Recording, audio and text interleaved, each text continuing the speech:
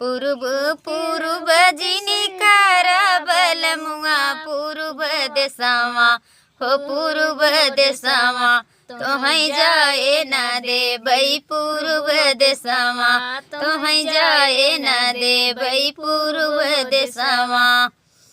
तो बहुत प्यारा गीत बा, दिल थाम के सुनत जाए आप सब भैया लोग। बहुत ही प्यारा गीत बा।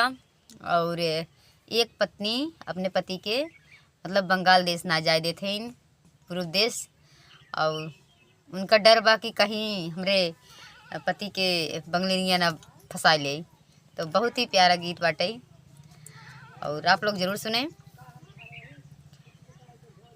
पूर्व पूर्व जिनी कर बलमुआ पूर्व देसावा हो पूर्व देसावा तो हई जाए न दे बई पूर्व देसावा तो हई जाए न दे बई पूर्व देसावा।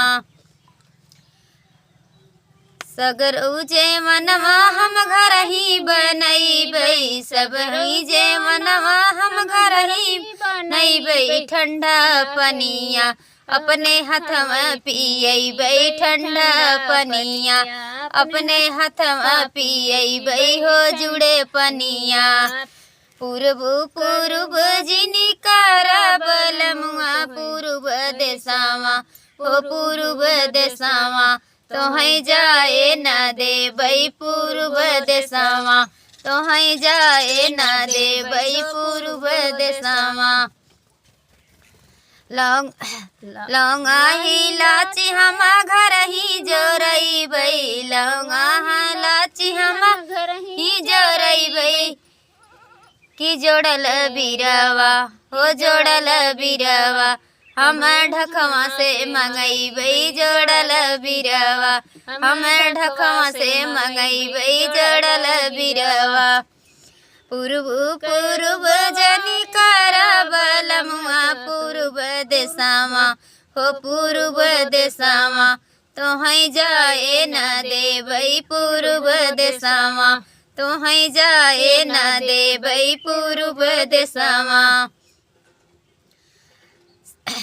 सेज सेजरिया हम झारी के लगैबै सेज सेजरिया हम झारी के बिछैबै तर तेलवा होई तर तेलवा तोहरे माथे दबैबै तर तेलवा तोहरे माथे दबैबै तर तेलवा।